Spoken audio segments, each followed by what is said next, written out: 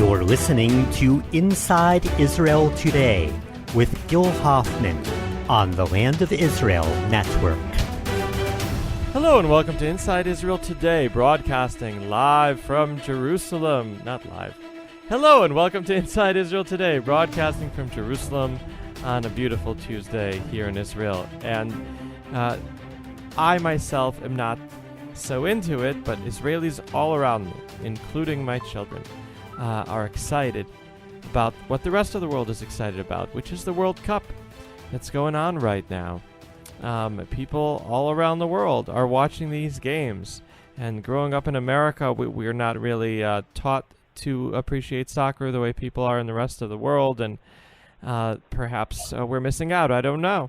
And growing up in Israel, children play soccer more than any other sport, but watching it, I have made a point of doing it a little bit with my son because I want him to fit in, but it doesn't make me really find it exciting.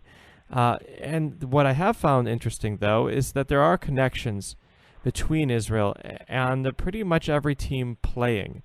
And I was very impressed by an article written by the one and only sports rabbi, Josh Halickman, who found these connections with every single team. And I said, I've got to get him on my show here. And so, Josh, sports rabbi, thank you for being here on Inside Israel Today. My pleasure, Gil. How you doing? I'm doing very well. So our listeners here on the Land of Israel Network are people who love Israel around the world, mostly in America. They might not like or love soccer as much as they do Israel. Tell people here listening, if they love Israel, why should they be watching the World Cup? Listen, there's plenty going on in the World Cup that relates to Israel from top to bottom. First of all, there are probably over 10,000 Israelis that will be at games in the World Cup in Russia over the month, which is an incredible amount of people considering the size of the state of Israel. That's a huge number, and it's a massive number. If you look at Mexico, for example, there are roughly 30 to 40,000 people that will be in Russia, and their population is far superior than what of Israel's. And, that's the bottom line. Football is, or soccer, football, I'm going to use that interchangeably here, is number one in Israel, and it is across the world. Even in the United States right now, soccer is a much bigger sport than it once was. It's grown. 2026, the United States, Canada, and Mexico was awarded the World Cup, which is a big boost for the country itself. Also, the last time the World Cup was in the United States was 1994. But for Israelis, it's been 48 years since Israel is actually featured in the World Cup, so we have to find ways, of course, Gil, that we can associate with the World Cup and enjoy it with all the other various countries that are in it as well. So for me, the most interesting development happened, I believe, on Shabbat, when there was a game between Morocco and Iran won the game even though they didn't score. I found that odd that can happen. Explain our listeners, how did that happen? Well, they did score. They scored very late in the game, of course. By the time Shabbat hit in Israel, it was already Shabbat in Israel, and Iran had won. I watched actually most of that game, and when we were finished Shabbat, we found out that Iran had actually won that game, which was kind of shocking. It was a late game. I believe it was an own goal late in the game. And, what is an own goal? The ball may have gone off of a player from the other team. So the other team scored for Iran. Correct. It could have gone off. It could have deflected off of a player. It could have accidentally shot it into his own goal. Lots of different aspects as to how it would be considered an own goal, which happened in the 95th minute. Yesterday or 2 days ago, I think there was an own goal as well. It happens. It's a common occurrence in football and soccer. Common that a ball will deflect accidentally off of your own player and go right into the goal. It happens. What can you do? But it's 3 points and it's a win. But this is terrible. This means that Iran is victorious. Does this mean that they're going to move forward? Wouldn't that be bad for the Jews? Listen, Iran. There's 3 games in the group, so there's still there's plenty of time. There's plenty of time to see if they're going to advance or not. That's number one. Number two, you have to look at the fact that Israel and Iran actually were, once upon a time, very good friends under the Shah. Before the Islamic Revolution in the late 70s, you should know that Israel used to go to Tehran and play in Iran on a frequent basis. The Israel national team was there very, very frequently, which is in itself amazing, most recently in 1974. But that wasn't just the only time they competed together in the Asia Cup. They were friends. Iran was one of Israel's biggest supporters back in those days. And I also believe that many of the Iranian people today would support Israel as well, if not for their government. So it's an interesting mix of various different things. Also, Gil, don't worry about that group at Iran making it out, because Portugal and Spain are also in that group with Morocco and Iran, and I can guarantee you that Portugal and Spain will most probably be getting out of that group and into the round of 16 after the 3 games that they have to play. But again, Gil, I just want to mention this also in Iran. Do you know that in Iran, women are not allowed to go watch the games in the stadium? So there are thousands of Iranian women that traveled from Iran to Russia, as well as Iranian families throughout the world that are going specifically to see their national team play, because they are allowed to go into the stadium in Russia, which in itself is phenomenal.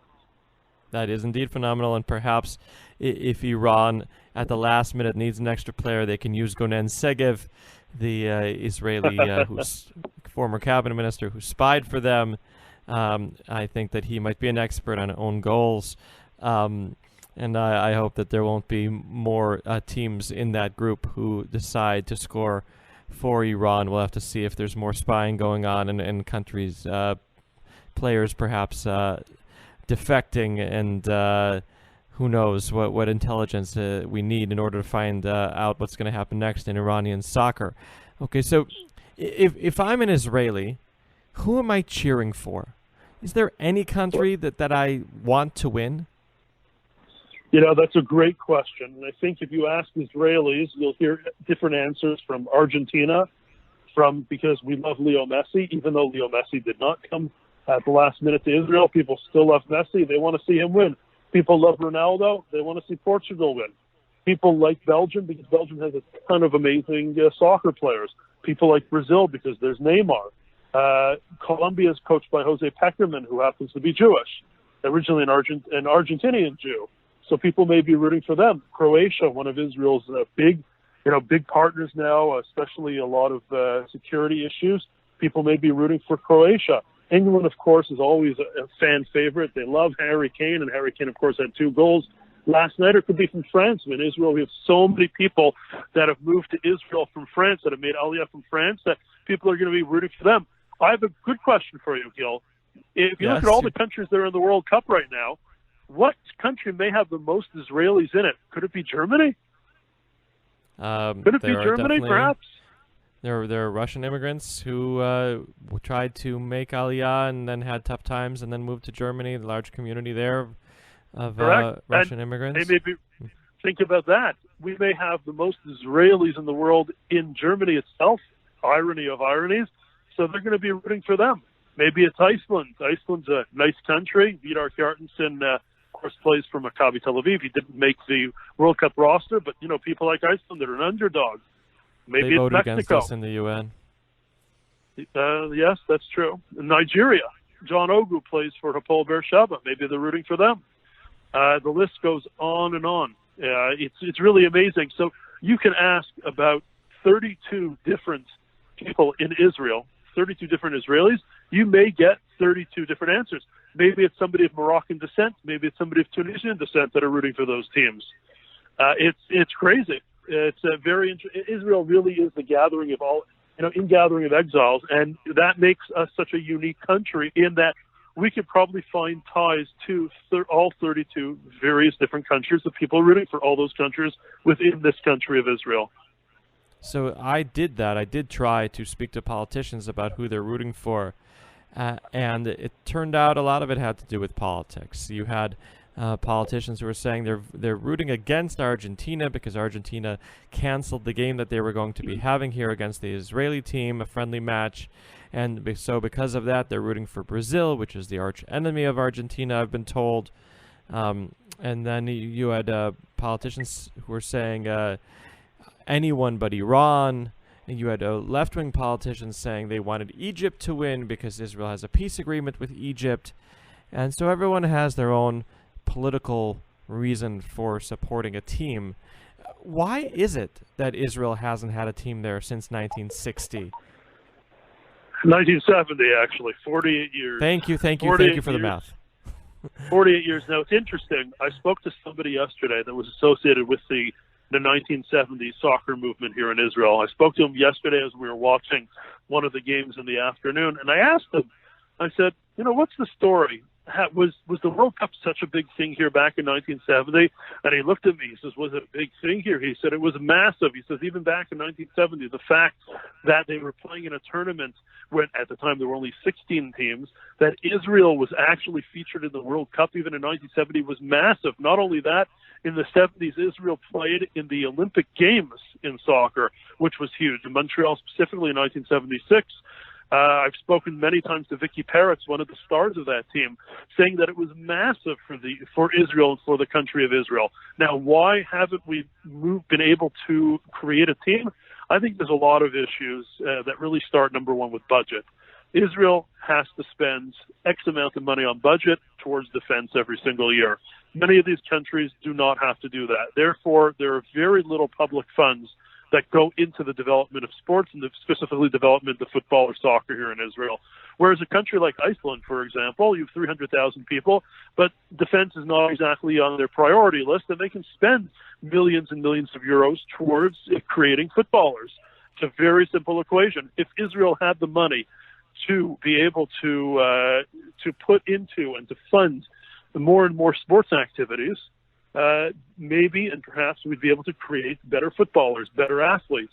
That's a very, very big question that's still out there, and we rely primarily on private dollars. It could be donors, it could be people that own various teams that are not from Israel, or it could be just people that are in Israel that own teams and that invest because they are big sports fans. But when you're not being provided with the government funding and the public funding, you're not going to be able to keep up with the teams. Well, last night was very interesting.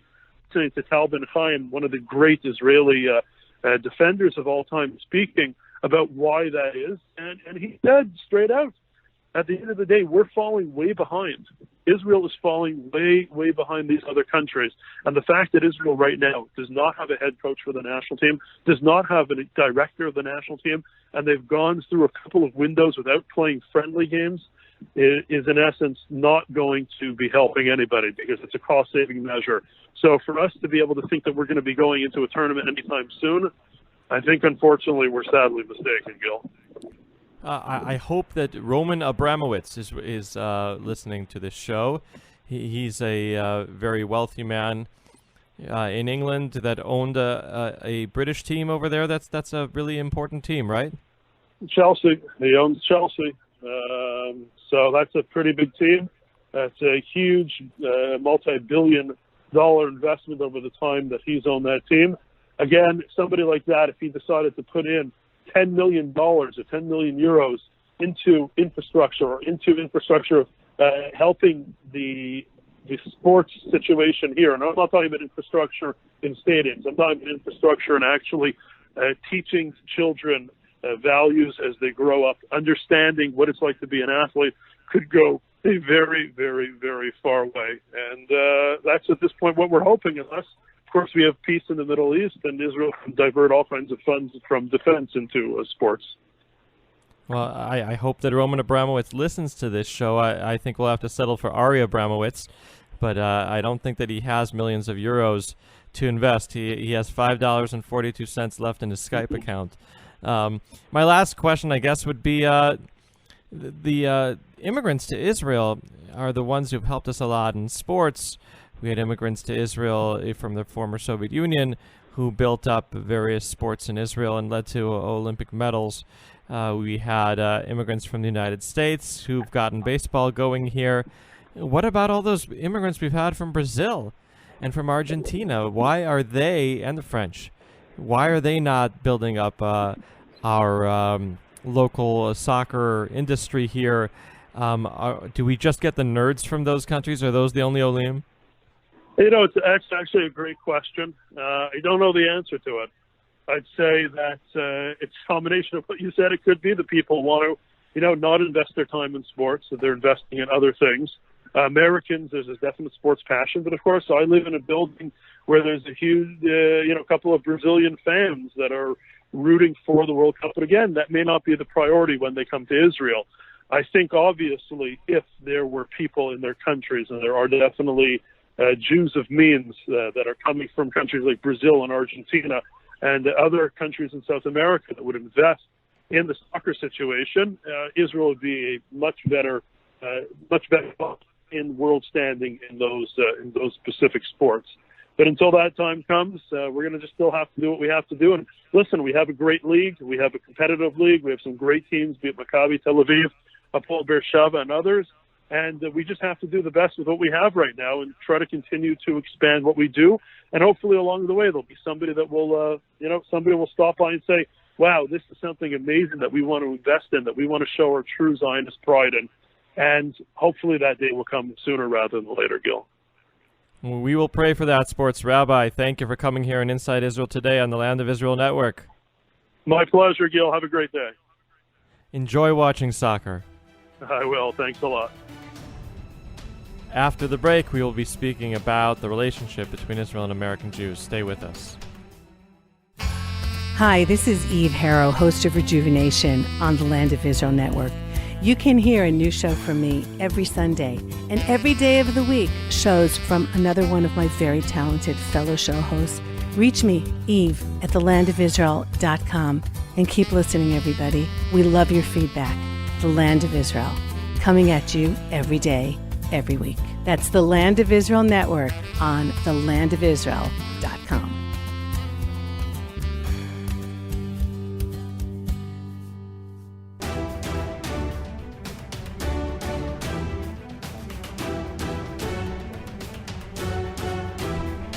And we're back here on Inside Israel Today on the Land of Israel Network on thelandofisrael.com. We talked in the first part of the show about soccer and about Israel not doing particularly well in soccer. In fact, America as well, and being an Israeli and an American, that has made me not really turned on to soccer, but has also made me care a lot about the relationship between Israel and American Jews.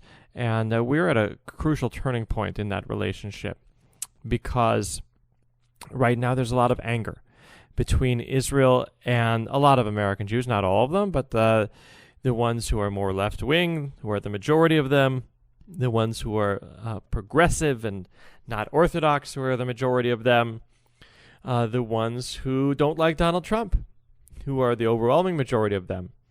And they see Israel being a country that's becoming increasingly right-wing because of the security situation over here, and increasingly Orthodox because of the demographic situation over here, and increasingly pro-Trump because he's been indisputably good to Israel, and that makes them resent Israel, or at least resent those particular patterns that are going on here.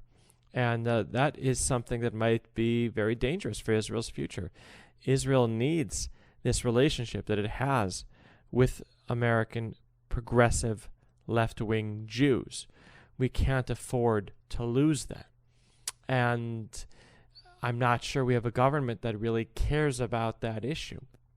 We have Netanyahu, who broke the Western Wall deal after it had been reached in a comprehensive agreement that was worked out by his cabinet secretary at the time, Avichai Mandelblit, who's an Orthodox Jew and is now the Attorney General.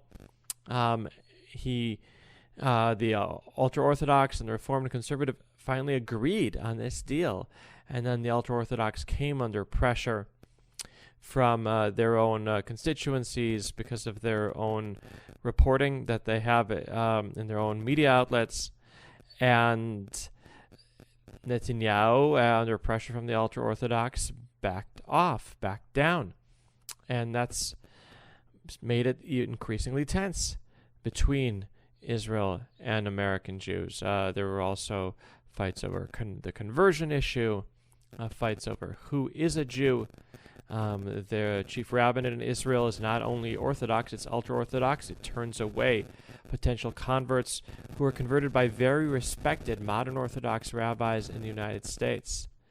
And there are those who say that Netanyahu himself, in closed conversations, has basically given up on left-wing American Jews.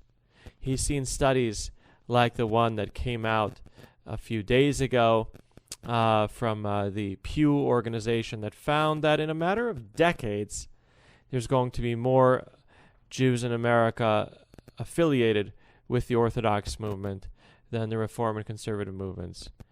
But this study says it's going to happen in 40 years. Okay, that's a long way away. We need that non-Orthodox majority for the next 40 years. We can't say what Netanyahu has been reported by very legitimate sources that are close to him as saying in closed conversations that we can just rely on Christian evangelicals and Orthodox Jews in the United States and give up on the Reform and Conservative and unaffiliated American Jews. And so at this time of tension, the next week will be extremely critical to that relationship.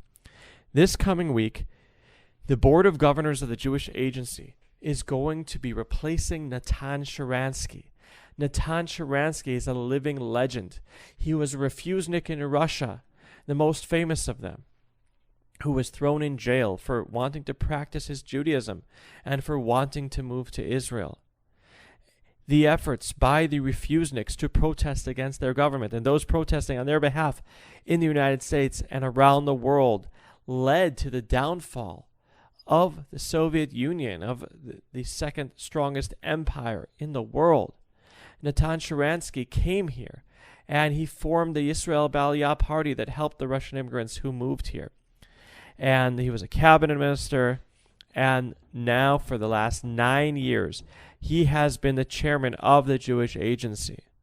He stayed on an extra year beyond he had 2 terms, each of 4 years, and he stayed on an extra year because, number one, he was worried about the Western Wall issue, and he thought he could fix it, and he failed. And number 2, he was worried about this gap that was growing between American Jews and Israel that he saw would be exacerbated by the animosity of American Jews to Donald Trump and the contrast that there is with the way Trump is seen by an overwhelming majority of Israelis. And Natan Sharansky was asked to stay longer. He refused. He said, I was 9 years in prison in Russia. I'm 9 years in prison at the Jewish Agency. I'm not staying for another day. Now, not staying for another day means next Tuesday, when I'm sitting here at this chair, there should already be a new chairman of the Jewish Agency. And yet here we are. We have absolutely no idea what's going to happen over the next week. As often happens in Israel, they're leaving things for the last minute to see how they turn out. The American Jewish leaders are going to come up with their candidate. The Prime Minister, Netanyahu, will come up with his candidate, and they're supposed to compromise. And because there is this animosity between Netanyahu and American Jewish leaders, whoever Netanyahu announces as his candidate, and I've heard he has some mystery candidate who's not been the subject of speculation, whoever it is, chances are the American Jews are going to say no. And whoever the American Jews pick as their number 1 draft pick, chances are Netanyahu will say no because he knows that they're out to get him. He knows that they want to have a Jewish Agency chairman who will use that important post that was once occupied by David Ben-Gurion as a launching pad for attacks against Netanyahu. This person will be the leader of diaspora Jewry against the enemy of diaspora Jewry, which besides assimilation is Netanyahu. And there's going to be tremendous fights between Netanyahu and diaspora Jewry as long as Netanyahu is in power. And they're picking their quarterback for those fights. Or I guess their striker, if I have to use a term from the other kind of football, soccer. And so don't be surprised if you see Netanyahu come up with some mystery candidate, and then the American Jews say, no way. And the American Jews say, we want Isaac Herzog, who's the leader of the opposition against Netanyahu in the Knesset. And Netanyahu says, no way. And then Netanyahu says, well, I want Yuval Steinitz, one of the cabinet ministers who's been closest to me, though is somewhat connected to one of the criminal investigations and has a reputation for giving speeches that are quite long and have been known to put people to sleep. The American Jews, because of those reasons and because of his closeness to Netanyahu, could say, no way. And then the American Jews can say, okay, well, we want Nachman Shai from the Labor Party, or we want Michael Oren, the former ambassador. And then maybe Netanyahu will say no to them, or maybe he'll say yes to Michael Oren, and he'll be the compromise candidate because he trusts him and they trust him. Or maybe the one side or the other will say they don't want Michael Oren, or Michael Oren will say he doesn't want the job, which he very well might do. He is undecided as we're at this moment, I can tell you. And maybe somebody like Ron Prosor, who right now heads one of the schools there at the Herzliya Interdisciplinary Center, was our ambassador to the United Nations. Maybe he'll come from out of nowhere and take this plum job. And he speaks with a British accent. He was our ambassador to Britain. Maybe he will present a very different point of view if he becomes the chairman of the Jewish Agency. So, look, anything can happen. And it's going to be very exciting what happens over the next few days. I reported in the Jerusalem Post, published today, Tuesday. We currently care more about the internet edition than the print edition, so I can tell you it was published, this article, last night around 10 o'clock at night.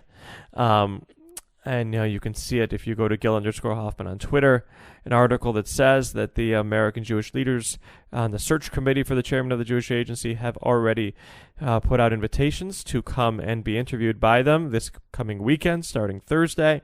I verified that they sent invitations to Ron Prosor, to Michael Oren, and to Nachman Shai. I'm sure there are others who received invitations who are not volunteering that information as I'm sitting here, but we'll get to the bottom of things. So stay tuned to www.jpost.com, to the Jerusalem Post app, and to Gil_Hoffman on Twitter to see all the excitement as it happens. And then continue to follow after a new chairman of the Jewish Agency is picked to see how he, or you never know, she, will work to ease that frightening gap that there is between Israel and American Jews, and try to have a better U.S. Jews-Israel relationship for the future, which is so key to Israel. And thank you for being here with us on Inside Israel today on the Land of Israel Network.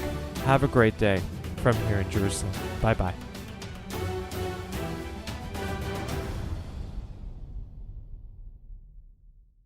The Reverend Dr. Martin Luther King said that the ultimate measure of a man is not where he stands in moments of comfort and convenience, but where he stands at times of challenge and controversy.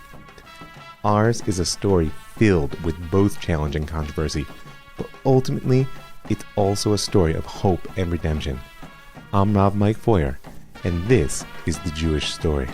Join Rav Mike Foyer for the best Jewish history podcast, The Jewish Story, on the Land of Israel Network at thelandofisrael.org.